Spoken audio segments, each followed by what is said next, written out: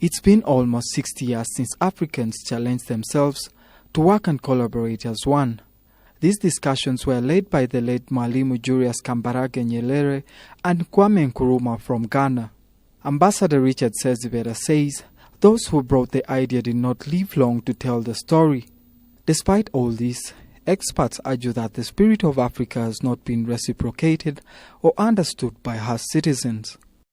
The whole idea that you can be Rwandese, a Murundi, a Ugandan, a Tanzanian, a Zambian, a Zimbabwe, Cote d'Ivoire, so on, that is important.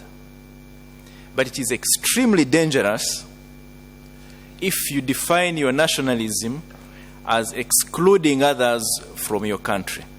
And I think that was the lesson of 1958. This is the lesson we have not yet learned today. There are many countries that define themselves in opposition to others. This was reiterated by Honorable Tito Rutaremara, a commissioner in charge of mobilization at the Pan-African Movement Rwanda chapter. Ni survival. By the way, ni survival. Survival is like a battle, and we should survive and think big. Because in the next 15 or 20 years from now, Africa will be lagging behind, especially when the rest move and decide to live in Mars while we struggle to move to the Sahara. The African liberation struggle, the frontline states, people died. They were dying for a political project to liberate Africa from the colonialists. I do not know of people who are willing to lay down their lives for a common market. It's impossible.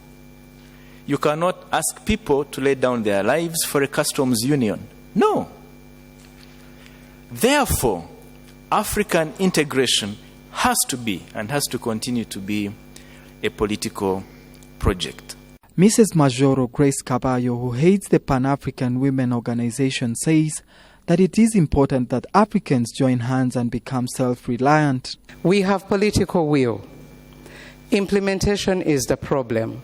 And that is where I call for individual commitment and conscience. Because if you are in this office, have no fear. Have a conscience that you're doing the right thing, and that will give you the strength and guts to defend what you are doing. Africa Continental Free Trade Area Agreement signed in Kigali in 2017 is seen as a sign of hope for many in the continent as collaboration and unification.